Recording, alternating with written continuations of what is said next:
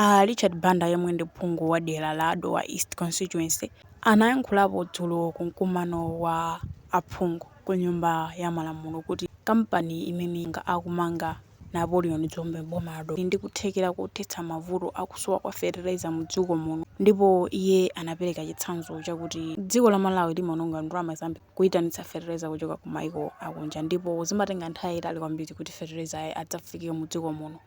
Pachifukwa ichi nthawi imene fertilizer amadzafika mu dziko muno ndi ukafika m'manja mwa alimi imakhala kuti nthawi yothira fertilizer yadutsa kale, ndipo izi zimapangitsa kuti zokolola zizikhala zochepa.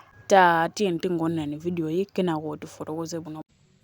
Having our own factory and having our own fertilizer in the country will make sure that the first fertilizer and the second fertilizer will be applied in time. We have hardworking farmers in the country. Government has been spending resources, but many times when fertilizer comes and reaches them, our farmers, in times that the fertilizer will not be productive. And for that reason, the factor that Mr. Dzombe is bringing to this country is a timely gesture for the whole country. It's going to resolve most of the issues that our Minister of Agriculture did raise. There are times I called her and asked her for support. She gave me the fertilizer in my constituency. But the time the fertilizer arrived in my constituency, our farmers had already lost the time. And therefore that affected productivity. Our farmers will be crying foul, but we can resolve this. Through you, Right Honorable Speaker, I would want to plead with the Honorable Minister of Agriculture, the Minister of Natural Resources, and all other entities that follow all those protocols. Let's help our Malawian farmer out there.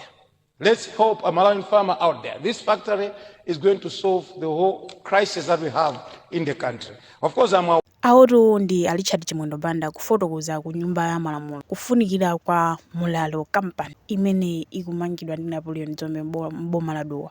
Iwotu afotokozaponso kuti anapemphako nduna ya zaulimi apatse fertilizer, ndipo mmene fertilizer amakaperekedwa ndipo nthawi imene amakafika ku constituency yawo zinaweza kuti nthawi yothira fertilizer zomwe zinapangitsa kuti zokolola za alimi adera lakelo zikhale zochepa. Nawo Asamiya Suleiman anayankhirako pa nkhani omwe ndi asipika ku nyumba ya malamulo anayankhirako kuti iwo akhazikitsa komiti imene itathandizire kufufuza mwachindunji chimene chikupangitsa kuti kampani isayambe kugwira ntchito, ndipo apempha ku nduna wa zachilengedwe, ku nduna ona ntchito za malonda ndi ku nduna wa zaulimi kuti afufuze ndipo adzapereke zifukwa zenizeni zimene zikupangitsa kuti kampani isayambe kugwira ntchito. Komanso iwo anapempha kuti anthu asazilowetse ndale makamaka nkhani yokhudza ndi kampani yopanga fertilizer yomwe ikumangidwa m'boma la Dowa, anthu asalowetsepo ndale. Kampani ito idzapindulira Amalawi ambiri pakuti kampani ili ndi kuthekera kolemba ntchito anthu osiyanasiyana, komanso